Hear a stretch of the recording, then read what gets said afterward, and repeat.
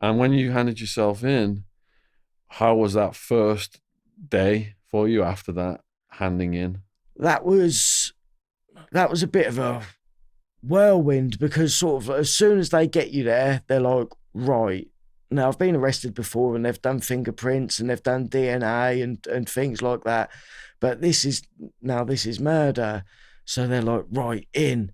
They take off each piece of clothing one by one, bag it, tag it, then they put out a big sheet of paper. I actually had curtains then because curtains was the haircut in the 90s. They make you comb your hair over the bit of paper, fold all that up. They scrape underneath your fingernails. And that was just a long process. And it was all that the first, like that afternoon, it was all of that. Also, being a drug addict at the time and that as well, I was sort of kicking off a bit, get the bloody doctor here. And my thoughts and my emotions were just, to start off with, remember that I just wanted my brother out, just get him out. That was all I wanted. That was my only concern. Look, I'm here now. It was me. It's nothing to do with him. Get him out. That was my only concern at that time. What drugs were you coming down off? Heroin. So that was like overwhelmingly feeling sick then. Yeah, yeah. Burning up, hot, cold, agitated. And another thing you don't really hear people talk about when you're withdrawing, because your emotions have just been numbed and dulled for so long. All I've had it where I've been withdrawing and a song comes on and you start crying because all these emotions suddenly are unlocked. And I'm now sitting there, I've got all these emotions now starting to come out. And there is a point of you that is very sorry for what you've done, and you're sort of thinking about the person what's died and his family. But overwhelmingly, if I'm completely honest at that stage, you're just thinking about yourself. Oh fuck, I've bollocks my life. How am I? I've just I've never known such a feeling of helplessness and lost, and it's over. How old were you when you started heroin? About 17, What was the first drug you did? cannabis, How old were you then? about 14. So when you was on the heroin and it masked all this pain you were feeling, and you got off the heroin and this emotional stuff came back out. Where did this pain come from? Did you ever figure that out? I've got a lot of I've got a lot of issues from childhood and things like that. Don't get me wrong, I'm not looking for sympathy. I didn't have the worst childhood in the world. I wasn't like sexually abused or anything like that. But there are things what have happened in my childhood, what gave me issues, I suppose, issues of abandonment and sort of not feeling loved and feeling alone and sort of, I had a mum sort of suffered a lot with mental health, wasn't around a lot at a certain time. So as a young boy, I was left to basically look after two younger brothers. Was your dad not around? My dad wasn't around, they were split up. So I was sort of at 13 years old, I was sort of running the house and looking after two younger brothers. How old are you when they split? 10. Um, yeah, and then sort of my mum just had a breakdown. I come home from school and she just wasn't there. She'd gone. She couldn't do it no more. Three boys, and I was real trouble at school. She just couldn't cope. She just couldn't cope. At the time, you're very angry and very hurt about it. But then when you grow up and you become an adult, you realise that your parents, they're just normal people as well. And they're not indestructible. And then my dad, I'll give credit to my dad. He's always loved us, and he came straight back to move into the house. But there are times where things get on top of my dad. That's a lot of pressure, three boys and stress and money and things like that. And so he liked to drink. He's a mad Glaswegian, my dad. So he liked to drink. And then there are occasions when he had a drink, arguments would sort of erupt. And So, but I Ha- don't want that to make it sound like, because I've got some really really happy memories from childhood. And I don't want to make it sound like, oh, I had such a bad childhood. That's why it wasn't like that. I was just I thought, the whole world owed me, and how dare my mum be struggling and not be there to look after me, and how dare my dad, and I realise now that my whole thinking, it wasn't that my childhood was that terrible, but it really affected me because the way I thought was terrible. Appreciate your honesty.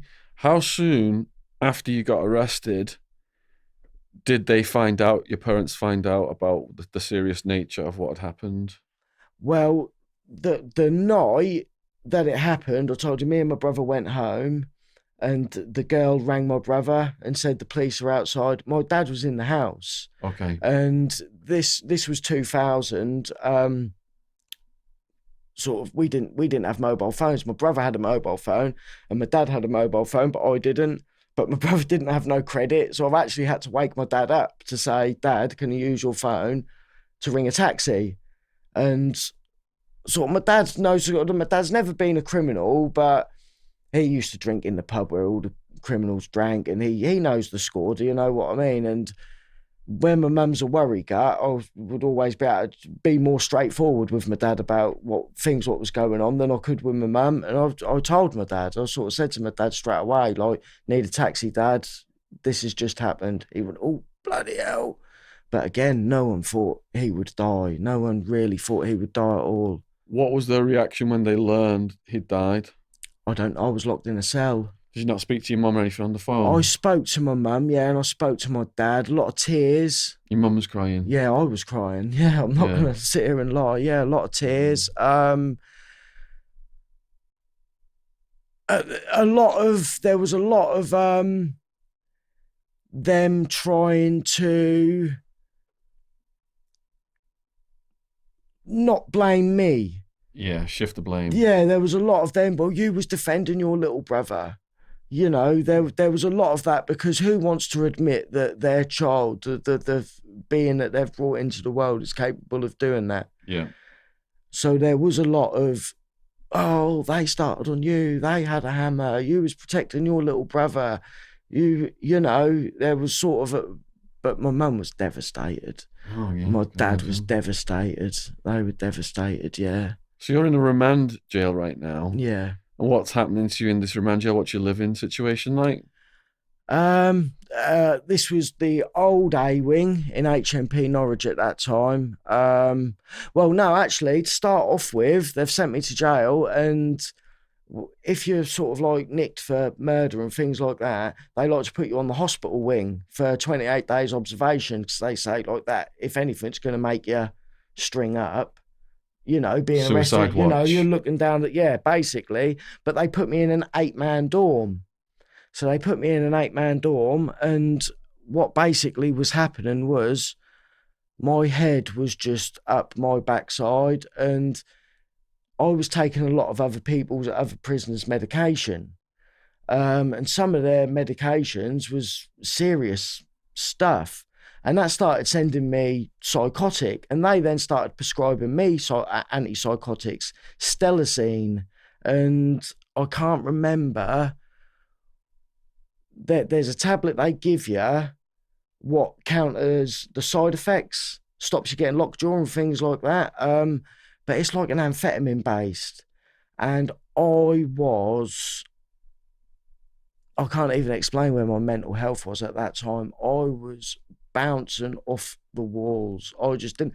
And I'm getting messages from like, oh, you go over on that main wing, you're getting killed. Were they his friends are from? over there. Yeah. Yeah, his friends are over there. They're like, and there was someone from my town who was quite a big dealer.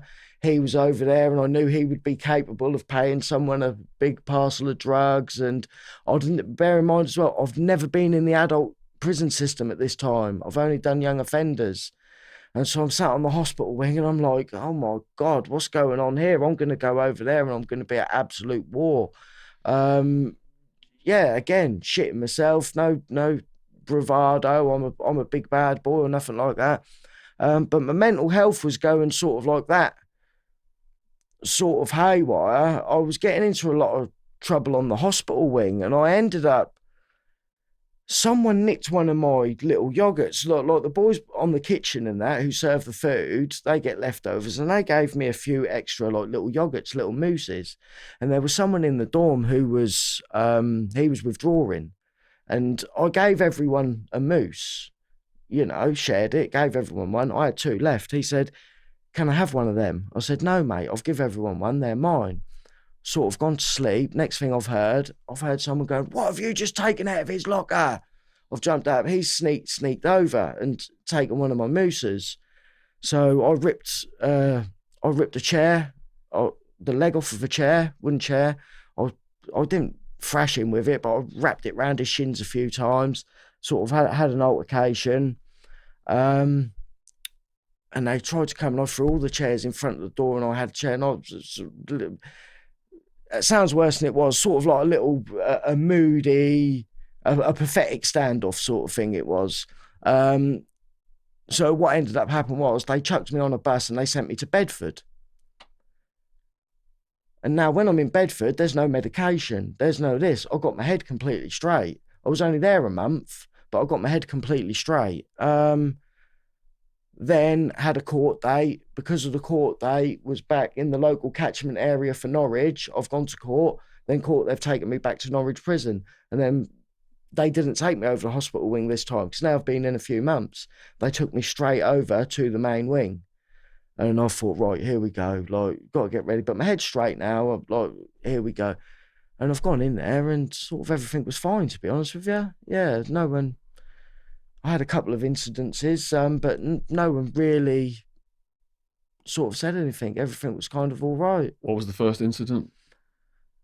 Um, well, like I say, not really an incident, so to speak. When you have an adjudication, sort of when you get nicked, you get a prison charge. Everyone. So say there's 5 people on the wing been nicked, and they've all got to see the governor at the same time. They'll take them down the block and they'll put them in a little holding pen, and then one by one they'll go in front of the governor and have their case. My cellmate has come back to the wing and said, "Oh, listen, just to let you know, mate, see that bloke there, and that big bloke covered in tattoos. He's in his 40s. He went, I've just been down on a nicking, and he was in the holding cell, and he said my name, saying, yeah, I'll fucking smash his head in when I fucking see him. I will. The cunt, that was my mate he killed, and blah, blah, blah." So I went, all right, cheers for that. But he was on the 3s, the 3rd landing. I was on the 2s, the 2nd landing, and you couldn't mix. The gates would be locked off. So you couldn't, like, when you came out on association and showered and things like that, you could only stay on your landing. The only way you got to mix was on the exercise yard. So sort of like they let you down, like, so the 1s will go down, get their dinner, come back. Then they'll unlock the 2s, go down, get their dinner, come back. Then the 3s go. So I've waited by the cage for him to come up. We couldn't have a fight. The cage is locked, but I've waited by the door. He's come up, and I've sort of said to him there, "You got something to say to me, haven't you?" No, don't even know who you are. Told him who I was, and I was sort of, all my emotion sort of came out of me. Do you know what I mean? Because I was sick to death of people talking like they knew what had happened, but they didn't. And I sort of, had a bit of a shouting match at him and had a bit of a go at him, and sort of said to him, like, when we go on exercise, we're sorting it out. And dinner time, you bang up. When we came out after dinner, there was a padlock on his door. He'd put himself on protection. But then you get things like, you don't want to, your hands are tied as well, because when it comes up to having your trial, you're trying to portray an image of yourself that you're a good boy.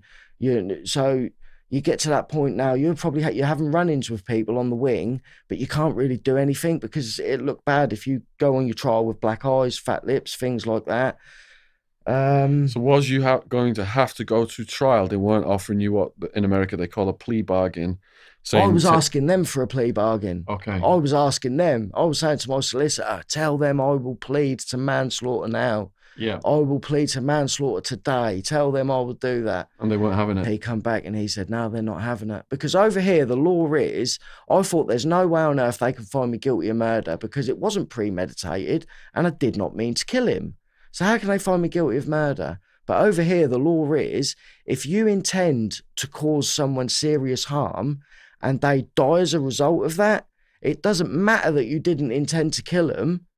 You're guilty of murder because you've intended to cause them harm. You've carried out that intention and they've died as a result. The judge and the prosecution both said, we accept you did not mean to kill him, but by going there, going to them and taking a knife, you went there with the intention that there was a good chance you would be using that. And you did use it and he did die and you're guilty of murder. How long did it take from the point you turned yourself in for you to get sentenced?